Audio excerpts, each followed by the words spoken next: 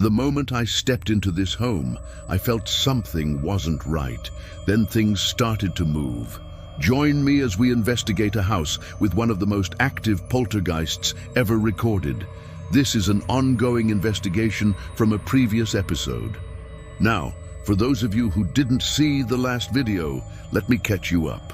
This home has a terrifying history. In 1969, a family moved in, and soon after they arrived, strange things began to happen. First, there were footsteps, shaking beds, doors opening and closing. Then, objects began flying through the air at people, hitting them in the head and knocking them out cold. The family even reported seeing a ghostly woman in Victorian nightgown. Over the years, the activity continued to escalate, becoming more violent and dangerous. At one point, the mother was even struck by a book and rendered unconscious. When she came to, she had a huge gash on her head, and the room was filled with books that had been ripped from the bookshelf. To make matters worse, no one believed them. They were shunned by their friends and family, who thought it was all an elaborate hoax. They eventually sold the home, but the new owners experienced the same terrifying events. Now this is where I come in. My team and I are going to spend the night here and document any paranormal activity that happens. If it's a hoax, it will be one of the best ones ever seen. Let's investigate. As soon as my team and I entered the house, the energy shifted.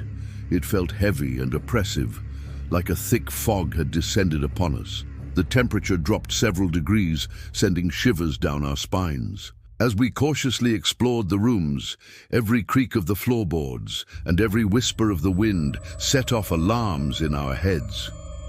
The house seemed to be holding its breath, watching our every move. In the living room, we set up cameras to capture any movement. Just as I settled in with a glass of water, the glass suddenly flew across the room, shattering against the wall. We all jumped, our hearts pounding in our chests. But as I looked closer, I noticed something strange. The glass had been pushed, not thrown. Someone or something had deliberately nudged it, sending it crashing to the floor. Could this be the poltergeist everyone had been talking about? Was it really haunting this house all along? As the night wore on, we captured even more bizarre phenomena on camera. Objects moved on their own accord, sliding across tables and spinning in circles. Strange noises echoed through the halls, footsteps, whispers, even disembodied laughter. The hair on the back of my neck stood up. It was as if unseen eyes were watching us, reveling in our growing fear. But that was just the beginning. As darkness fell, the activity intensified. A full-length mirror in the hallway became our worst nightmare. Every time we approached it, our reflections would change. Sometimes our faces would morph into demonic snarls. Other times our bodies would contort into unnatural shapes.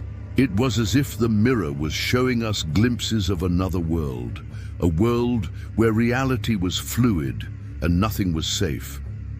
Then came the apparitions. At first, we saw only fleeting glimpses of a woman in a Victorian nightgown. But as the night progressed, the sightings became more frequent. She appeared in doorways at the foot of the bed, even standing directly behind us, her cold breath on the back of our necks. Her eyes were hollow pits of darkness, and her touch sent icy shivers down our spines. By the end of the night, we had enough footage to prove beyond a shadow of a doubt that this house was haunted. But was it all real? Or was someone playing a very cruel trick? After spending the night in the haunted house, I am still shaken to my core. The experience was unlike anything I have ever encountered before. While some may dismiss it as a hoax, I believe there is something sinister lurking within these four walls. The question is, do you believe in ghosts? Let me know in the comments below. And don't forget to subscribe for more terrifying tales. Thanks for watching.